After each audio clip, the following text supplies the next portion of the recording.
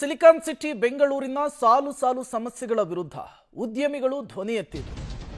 ಸಾಮಾಜಿಕ ಜಾಲತಾಣ ಎಕ್ಸ್ನಲ್ಲೂ ಕೂಡ ಸಮರವನ್ನ ಸಾರಿದ್ರು. ಇದೇ ವಿಚಾರಕ್ಕೆ ಸಂಬಂಧಪಟ್ಟಂತೆ ಡಿಸಿಎಂ ಡಿಕೆ ಶಿವಕುಮಾರ್ ಕೂಡ ಅದಕ್ಕೆ ತಿರುಗೇಟ್ ಕೊಡುವಂತಹ ಕೆಲಸ ಮಾಡಿದ್ರು.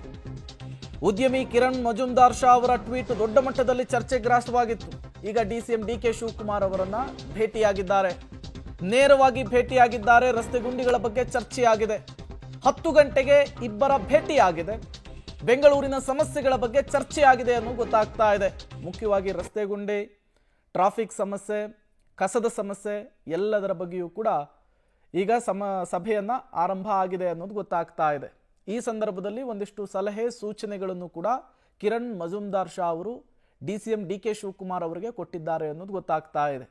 ಟ್ವೀಟ್ ಮಾಡಿದಂತಹ ವಿಚಾರ ದೊಡ್ಡ ಮಟ್ಟದಲ್ಲಿ ಚರ್ಚೆ ಗ್ರಾಸವಾಗಿತ್ತು. ಪ್ರಿಯಾಂಕ್ ಖರ್ಗೆ ಅವರು ಡಿಸಿಎಂ ಡಿಕೆ ಶಿವಕುಮಾರ್ ಅವರು ಹೇಳಿಕೆಯ ಮೂಲಕವೂ ಕೂಡ ತಿರುಗೇಟ್ ಕೊಟ್ಟಿದ್ರು. ಮತ್ತಷ್ಟು ಡೀಟೇಲ್ಸ್ ಅನ್ನು ಕೊಡ್ತಾರೆ ಪೊಲಿಟಿಕಲ್ ಬ್ಯೂರೋ ಹೆಡ್ ರವೀಶ್ ನೇರ ಸಂಪರ್ಕದಲ್ಲಿ ಜಾಯಿನ್ ಆಗಿದ್ದಾರೆ. ರವೀಶ್, ಈಗ ಕಿರಣ್ ಮಜುಮ್ದಾರ್ ಶಾ ಅವರು ಡಿಸಿಎಂ ಡಿಕೆ ಶಿವಕುಮಾರ್ ಅವರನ್ನ ಭೇಟಿಯಾಗಿದ್ದು ಸಲಹೆ ಸೂಚನೆಗಳನ್ನ ಕೊಟ್ಟಿರುವಂತಹದ್ದು ಒಳ್ಳೆ ಬೆಳವಣಿಗೆನೆ. ಬಟ್ ಪ್ರತಿನಿತ್ಯ ಲಕ್ಷಾಂತರ ಸಂಖ್ಯೆಯಲ್ಲಿ ಜನರು ಕೂಡ ಇದೇ ರೀತಿ ಸಮಸ್ಯೆಯನ್ನು ತೋಡ್ಕೊಳ್ತಾರೆ. ಬೆಂಗಳೂರಿನ ರಸ್ತೆ ಗುಂಡಿಗಳ ಬಗ್ಗೆ ಆಕ್ರೋಶವನ್ನ ಹೊರಹಾಕ್ತಾರೆ. ಅದರ ಮೇಲೆ ಇಲ್ಲದೆ ಇರುವಂತಹ ಒಲವು ಉದ್ಯಮಿಗಳನ್ನ ಭೇಟಿಯಾಗುವಂತಹದ್ದು, ಅವರುಗಳ ಸಮಸ್ಯೆಗಳನ್ನ ಆಲಿಸುವಂತಹದ್ದು ಏನ್ ಸೂಚಿಸ್ತಾ ಇದೆ ಇದು ಅಂತ ಹೇಳಿ? ಕಿರಣ್ ಮಜುಮ್ದಾರ್ ಶಾ ಅವರು ರಸ್ತೆ ಗುಂಡಿ ಮತ್ತೆ ಟ್ರಾಫಿಕ್ ಸಮಸ್ಯೆ ಬಗ್ಗೆ ಕೂಡ ಒಂದ್ ರೀತಿಯಲ್ಲಿ ಟ್ವೀಟ್ ಮಾಡಿ ಆ ಸಮಸ್ಯೆಗಳನ್ನ ಹೇಳ್ತಾ ಇದ್ರು. ಆ ಕಾರಣಗಳಿಗೋಸ್ಕರವಾಗಿ ಅದನ್ನ ಎಲ್ಲೋ ಒಂದ್ ಕಡೆ ಸಕಾರಾತ್ಮಕವಾಗಿ ಸ್ವೀಕಾರ ಮಾಡಿದ್ರೆ ಇಷ್ಟು ದೊಡ್ಡ ಮಟ್ಟದಲ್ಲಿ ಜಟಾಪಟಿ ಆಗ್ತಿರ್ಲಿಲ್ಲ.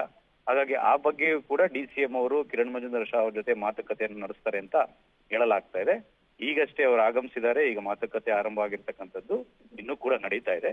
ಪ್ರಮುಖವಾಗಿರ್ತಕ್ಕಂಥದ್ದು ಉದ್ಯಮಿ ಚೀನಾದ ಉದ್ಯಮಿಯೊಬ್ರು ಚೀನಾಗ್ ಹೋಗಿದ್ ಬಂದಿದ್ದೇನೆ, ಹಾಗಾಗಿ ಏನ್ ಬೆಂಗಳೂರಲ್ಲಿ ಸಮಸ್ಯೆ ಅಂತ ಟ್ವೀಟ್ ಮಾಡಿದ್ದೆ ಇದಿಷ್ಟಕ್ಕೆಲ್ಲ ಮೂಲ ಆಗಿತ್ತು.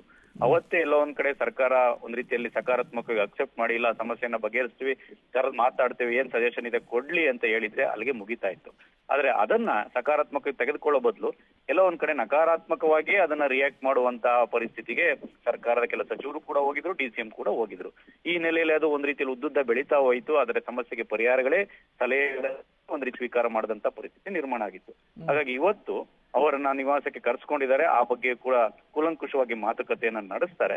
ಹಾಗಾಗಿ ಸಾರ್ವಜನಿಕರು, ಸಾಮಾನ್ಯ ಜನರು ಈ ಒಂದು ಸಮಸ್ಯೆಗಳನ್ನ ದಿನನಿತ್ಯ ಹೇಳ್ತಾ ಇರ್ತಾರೆ. ಆದ್ರೆ ಅವ್ರಿಗೆ ಪ್ಲಾಟ್ಫಾರ್ಮ್ ಇರೋದಿಲ್ಲ. ಸಹಜವಾಗಿ ಉದ್ಯಮಿಗಳು ಅಂದಾಕ್ಷಣ ಅವ್ರಿಗೆ ಪ್ಲಾಟ್ಫಾರ್ಮ್ ಸಿಕ್ಕಿದೆ. ಈ ನೆಲೆಯಲ್ಲಿ ಅದನ್ನ ಎಷ್ಟರ ಮಟ್ಟಿಗೆ ಯೂಸ್ ಮಾಡ್ಕೊತಾರೆ ಕಾದ್ ನೋಡ್ಬೇಕು.